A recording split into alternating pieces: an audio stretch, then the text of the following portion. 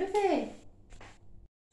Yee warran akkam jirtu nagaa keetii fayyaadha akkam nagaa keetii fayyaadha nagaa kooti noora ta'a nagaa akkam jirtamee fayyaa keetii jecha baatta nagaadha ani nagaa kooti jira galata rabbii baga jiraatti mee akkam jirtamee naguma fayyaadha nagaa kooti maa badde naan jettee maalum bada jetteeti kunoo dhufeen jira yeroo manatti toluu dhufeen jira galata saayii ati akkam jirtamee nagaa kee jirta fayyaadha jira kunoo galata isaa galanni kan waaqayyoo haa ta'u nagaa kooti jira buleetti ta'u jira kunoo hiriyyaa ta'u ati akkamii nagaa keetii baguma nagaa fayyaanaaf taate nagaa galata waaqayyoo hayyeeka nagaa jirta fayyaadha jira kunoo anis galanni gooftaa haa ga'u nagaa kooti.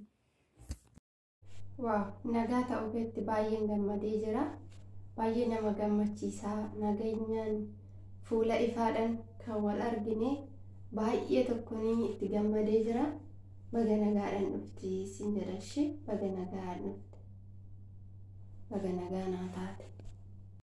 Hayyeeka baga nagaa fayyaa taate baga nagaadhaan dhufte jettee buna dhugi jetta hayi inan tura ka garuu qeetillee ijoolleen isin qeen jiranii oddootti soorinna jalaa nama garuu nan muddama erga jettee kaashii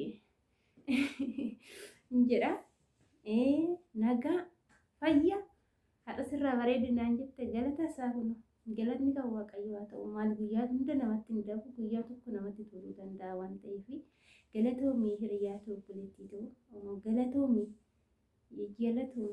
nagaa kooti.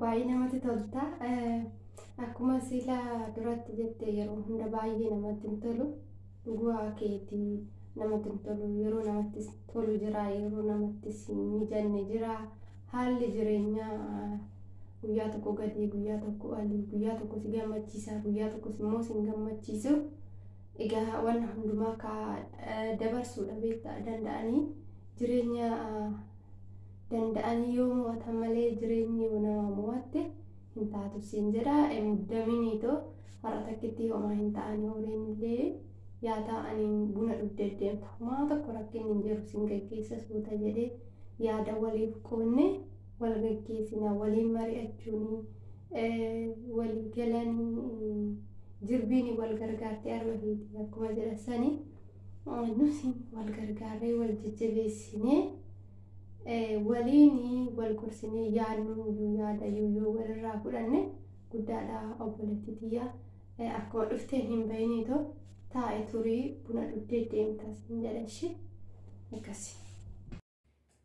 Homaan jedhu haalli jiru dhengeddanaan jette saniifan dhufe dhugaa hedduu si galateeffadhee ergan si biraa galee gorsati na gorsitee keessa kiyyatti xiinxalee yaade innaa guddaanaaf galatoomii gorsi kee hedduu natti tolee hedduu na gammachiisee hedduu na bohaarsee jira dhugaa dubbachuu fi sin dinqisiifadha hedduu tokko jechuudha baay'ee tokko natti tolee baay'ee tokko si dinqisiifadha maali jennaani ani hiriyaa akkanatti na gorsituu fi hiriyaa wanni tokko yoo nama miidhee wanni gara tokkoon akka kaan nama gorsitu qabaachuu kootiif immoo baay'een itti gammadee beektaa baay'een itti gammadee naaf galatoomii hiriyaa tokko guddaa tokko naaf galatoomii.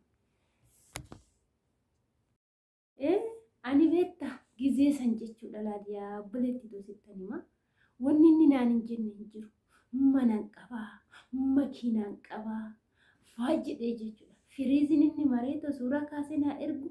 Maaloo sittan agarsiisa silkii kiyya keessa jira amma nufiyaan harkaa qaba silkiin koo mana jira sittan agarsiisa innaa isa keessa gadi guuree yoo natti agarsiisu qalbii na fuudhee ani dhugaan se'ee garuu akka nama suura dhaalamuu hin amannee fi akka nama jechaan hin amanne nu taasisee jira innaa galatoomu barumsa guddaan irraa baradhee jiran nama kanarraa jechuudha.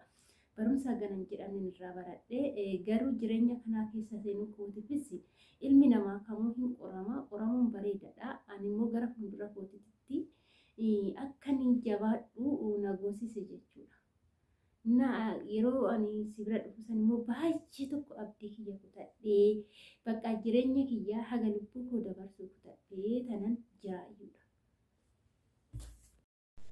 Sirriidha. Yeroo baay'ee ijoolleen keenyas ta'ee hundumti keenyaanis ta'ee suuraa ilaallee gowwoomna.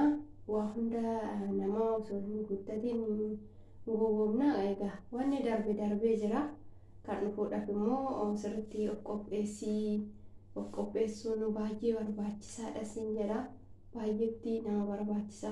Kan darbeerraa badii keetirraa barattee sirriitti of qopheessuun sirraa eegama. Innaa yeroo sanii suuraa ilaaltee akkuma jettee yeroo galtullee daftee gaa'elaatti seentee osoo waan isaa hin qoratin. Kanaaf ammas immoo iyyuu jabaadhu ati jabduudha. Yerootti of argitee innis sirraa. Kanaaf abdii hin kutatiin jireenyarraa akkuma duratti silaa guyyaa duraa si gorse jechuudha.